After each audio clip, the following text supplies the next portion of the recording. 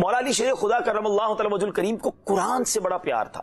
علم دین کے تو آپ وہ شاہکار ہیں کہ وہ حدیثی کافی ہے. سرور کائنات علیہ السلام فرمائے جس کا مضمون ہے کہ میں علم کا شہر ہوں اور علی اس کا دروازہ ہے. کیا بات ہے. اور پھر اسی طرح مولا علی خود فرماتے ہیں رضی اللہ تعالیٰ عنہ کہ آپ اتنا قرآن پاک کی تفسیر جانتے تھے, قرآن پاک کے بارے میں اتنی قرآن فہمی تھی کہ آپ فرماتے ہیں کہ اللہ کی قسم میں قرآن کریم کی ہر آیت کے بارے میں جانتا ہوں کہ وہ کب اور کہاں نازل ہوئی. واہ واہ. دیکھیں سورت کا معلوم ہونا اور ہے, آیت یعنی یہ سورت مکیہ ہے, یہ سورت مدنیہ ہے, چلے ہم قرآن میں تفسیر پڑھ لیں گے, لیکن ایچ اینڈ ایوری آیت صحیح مجھے معلوم ہے. مولا علی فرماتے ہیں کہ وہ کب اور کہاں نازل ہوئی.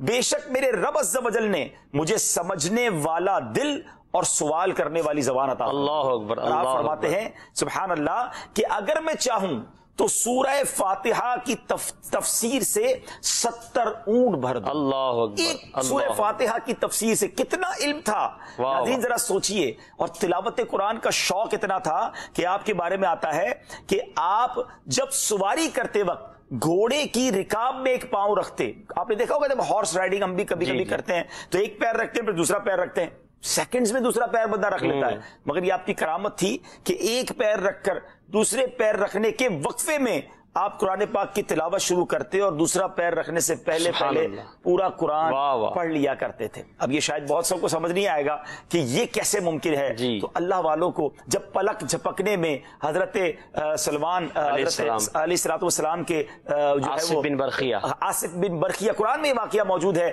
ایک تخت جو ہے وہ ایک ملک سے دوسرے ملک ملکہ بلقیس کا لا سکتے ہیں, تو حضرت علی رضی اللہ تعالیٰ عنہ کی شان بھی بہت عرفہ والا ہے. یہ اللہ والوں کے انداز ہوتے ہیں. بہرحال ناظرین, قرآن فہمی, قرآن کی تلاوت, علم دین, یہ مولا علی کی زندگی کے اہم ترین اوصاف ہیں. بے شک. بتائیے نا کہ ہم میں سے کتنے ایسے ہیں جو قرآن سمجھتے ہیں, بہت زیادہ قرآن پڑھتے ہیں.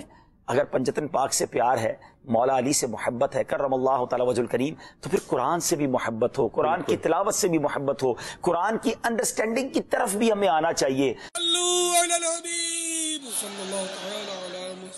مجھے اپنی اور ساری دنیا کے لوگوں کی اصلاح کی کوشش کرنی ہے.